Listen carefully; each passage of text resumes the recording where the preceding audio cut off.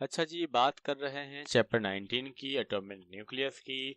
और इसमें एक इम्पोर्टेंट न्यूमेरिकल है, टॉपिक है, फॉर्मूला है, और वो है हाफ लाइफ का। फॉर्मूला क्या होता है बता देता हूँ। टी हाफ, हाफ ना भी लिखो तो मसला नहीं, ये तो सिर्फ हाफ के लिए लिखते हैं। ये बराबर होता है 0.693 अपॉन लैम्डा के। यहाँ लैम्डा होता है डी के कांस्टेंट, डी के कांस्टेंट। 10 मिनट के अंदर अंदर ये न्यूमेरिकल समझ जाओ कि चैप्टर 19 का जितना कराऊं 3 सवाल करवाऊंगा सिर्फ, पेपर में वही आएगा इंशाल्लाह, देख लेना भाई।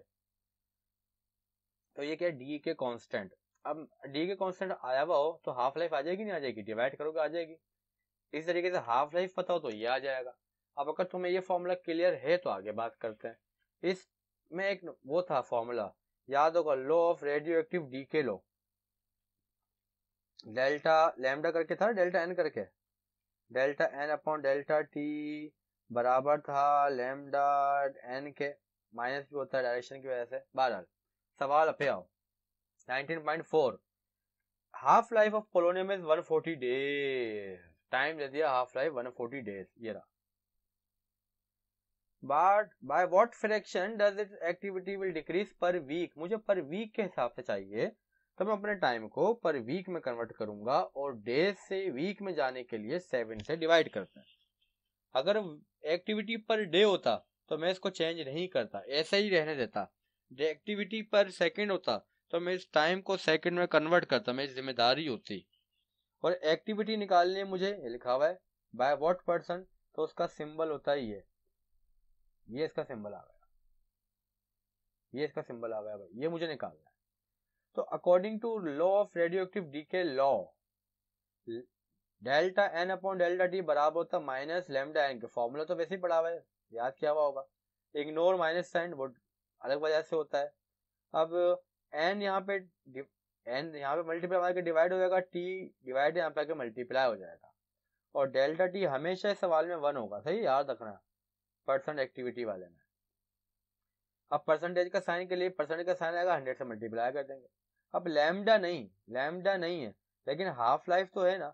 जब हाफ लाइफ है और हाफ लाइफ का फॉर्मूला है, तो वहां से लैम्डा आ जाएगा, नहीं आ जाएगा आराम से। तो आप बोलोगे के साथ याद हो जाएगा, तो ये आ गया देखो पर वीक, है ना। और इसको अब यहाँ पुट कर देंगे, ये रहा फॉर्मूला, डेल्टा टी आ गया, ये आ गया, और डेल्टा टी तो 1 था बीच में, तो 1 से मल्टीप्लाई करवाना भी हो तो करवा देना।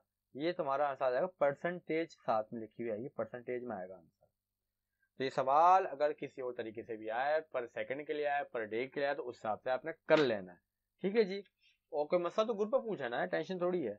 अगला सवाल देखो भाई, अगला 19.7 देखो, बिल्कुल ऐसा ही सवाल है भाई। नंबर ऑफ ग्राम एटम दे दिए, नंबर ऑफ एटम दे दिए भाई, नंबर ऑफ एटम दे दिए, कैपिटल एन दे दिया, इतना इतना इतना इतना आइटम है 1 ग्राम के अंदर भाई, आ गए। हाफ लाइफ दी थी इन्होंने मुझको 1622 एयर। एयर से सेकंड में जाने के लिए पहले दिनों में जाने के लिए 365 से मल्टीप्लाई, फिर घंटों में जाने के लिए 24 से मल्टीप्लाई, फिर मिनट में जाने के लिए 60 से मल्टीप्लाई, फिर सेकंड में जाने के लिए 60 से मल्टीप्लाई, भाई सेकंड भी आ गए। ठीक है ना। निकालना है क्या, लैम्डा। अरे लैम्डा निकालना है तो ये तो बच्चों वाला काम है भाई, ये तो यहीं से शुरू यहीं पे खत्म। फॉर्मूला था ना टी 0.693 अपॉन लैम्डा, इसको वहां भेजा, उसको यहाँ भेजा, ये पुट किया, ये लिखा हुआ, टाइम खत्म, कहानी खत्म।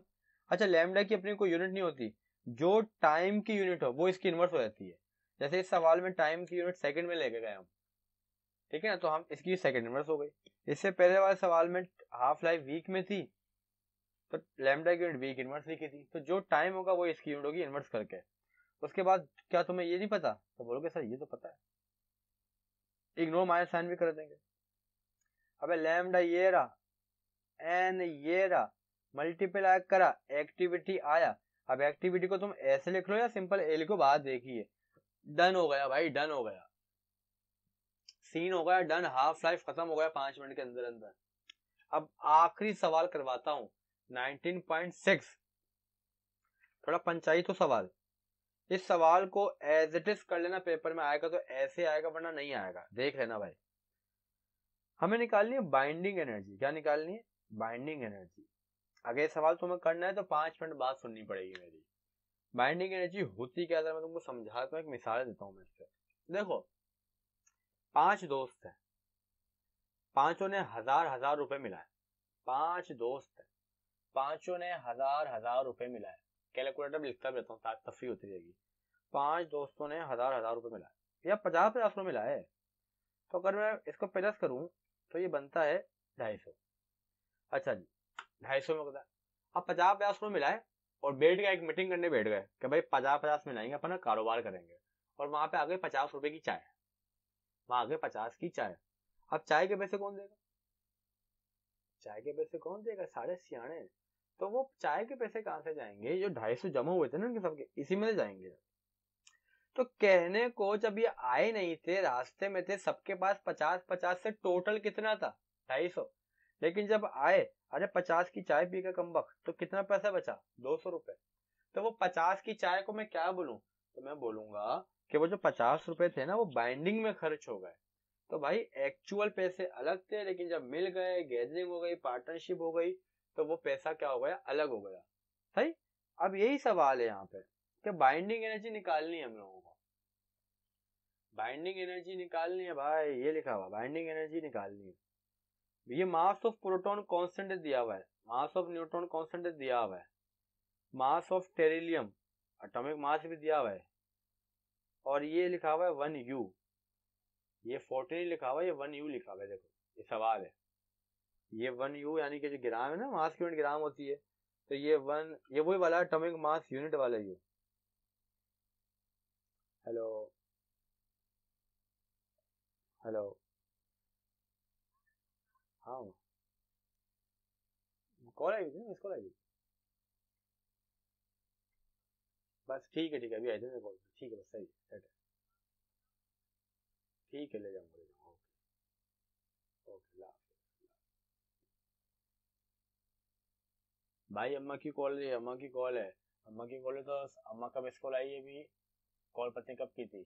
अम्मा की कॉल हो, सारे काम छोड़ के, वीडियो छोड़ के कॉल करो अपनी माँ को, ठीक है ना भाई? माँ को भी करो और बेगम को भी करो। आगे सुनो, दोनों का नाम लिया, कोई बुरा नहीं मानेगा। तो भाई ये सवाल था जी मेरे पास।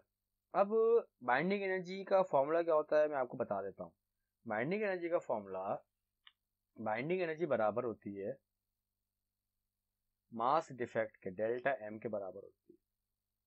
मास डिफेक्ट किसके बराबर होता है? मास डिफेक्ट बराबर होता है actual mass, actual mass minus, आसान भाषा में, एटॉमिक मास।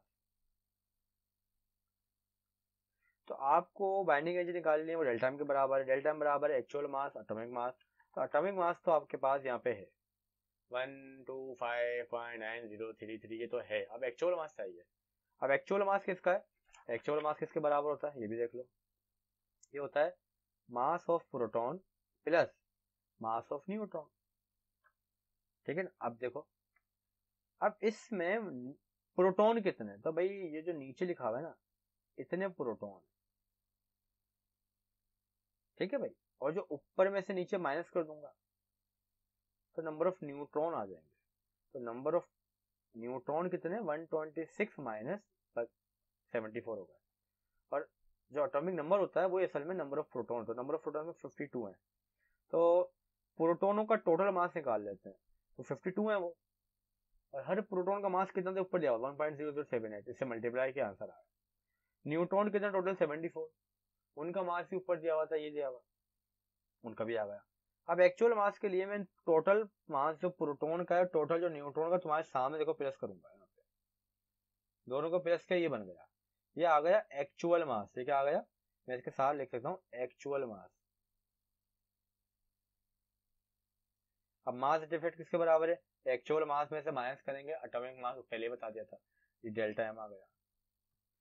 अब जो डेल्टा एम है वही बाइंडिंग एनर्जी है भाई, वही क्या binding. Now we find binding energy with the help of this, with the help of this. अब आसान बात है, बल्कि यहाँ पे मैं इस तरीके से करना कि भाई यहाँ बता देना, यहाँ पे आ जाओ, यहाँ पे आ जाओ। जब जब तुम्हारा मास यू में है ना, तो बाइंडिंग एनर्जी बराबर होती है डेल्टा एम की डायरेक्ट। और अगर मास केजी में हो तो डेल्टा एम सी स्क्वायर हो जाता है। फिलहाल तो यहाँ पे यू में ही है, तो बाइंडिंग एनर्जी मेरी आ गई 1.138 यू। अब बाइंडिंग एनर्जी ये यूनिट मास की थोड़ा लोचा है, तो एनर्जी तो जूल में होनी चाहिए, इलेक्ट्रॉन वोल्ट में होनी चाहिए, मेगा इलेक्ट्रॉन वोल्ट में होनी चाहिए। तो कन्वर्जन याद कर लेना बेटा, वो भी कॉन्स्टेंट ऊपर लिखा हुआ था। 1U बराबर होता है 931.5 MeV के।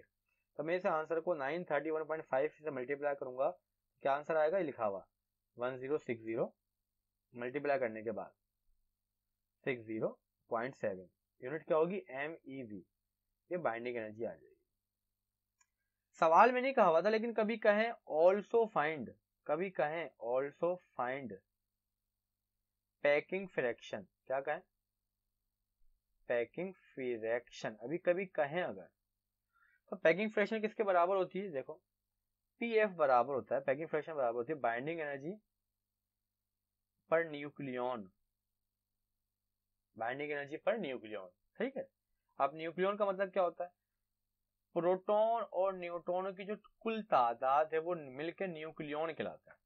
यानी जब बात करेंगे न्यूक्लियन कितने हैं, तो प्रोटॉन न्यूट्रॉन मिला के बताओ, तो बाइंडिंग एनर्जी कितनी है भाई, 1060। अबे तो लिखने बड़ा मस्ता होता है यार, दिल नहीं चाहता मैं लिखने का, 120 तुम्हारे मोबाइल में लिख रहा होता हूँ। ये आ जाएगी बाइंडिंग एनर्जी, कितनी आएगी भाई चेक कर लेते हैं, 1060.7 डिवाइडेड बाय 126, अबे 2 तो दब, 126 कितनी आई, 8.41, चलो 8 लिख लेता हूँ। तो यूनिट क्या होगी इसकी, MeV पर न्यूक्लियन, ठीक है ना, ऐसे करके लिख देना। तो पैकिंग फ्रैक्शन एक्स्ट्रा पार्ट है, कभी कहें तो निकाल देना, नहीं कहें तो जरूरत नहीं है। इस तरीके से मेरे मुन्नों, मेरे बच्चों, किताब के जो न्यूमेरिकल थे ना, जब मैं चाहता किताब के तो मैं समझा दूं, वो मेरी जिम्मेदारी अल्हम्दुलिल्लाह अब पूरी हो गई है। अब तुम्हारा काम है प्रैक्टिस करना, कर लोगे भाई, अगर कर लोगे तो पढ़ लोगे तो कामयाब होगे, खूबसूरत बीवी मिलेगी, हमारे बात को, जन्नत में 4 हूर मिलेगी, दुनिया में 1 हूर मिलेगी। और जो लड़कियां हैं अगर वो पढ़ लेंगी, कामयाब होंगी, तो उनको मुझ जैसा बंदा मिल जाएगा, ठीक है ना, एक टाइट बंदा, अच्छे पैसे कमाने वाला, अच्छा हंसाई मजाक करने वाला। कम पैसे होते हैं टेंशन होती है, लड़ाई झगड़ा होता है, बेगम से लड़ाई झगड़े होते हैं। ज्यादा पैसे होते हैं चिल मारो, खाओ पियो ऐश करो। तो अगर आप चाहते हैं आपको मेरे जैसा लड़का मिल जाए तो आप पढ़ लें भाई, ठीक है जी, अल्लाह हाफिज, खुश रहें। और लड़कों अगर तुम चाहते हो खूबसूरत भी मिले तो पढ़ो, पढ़ते रहो।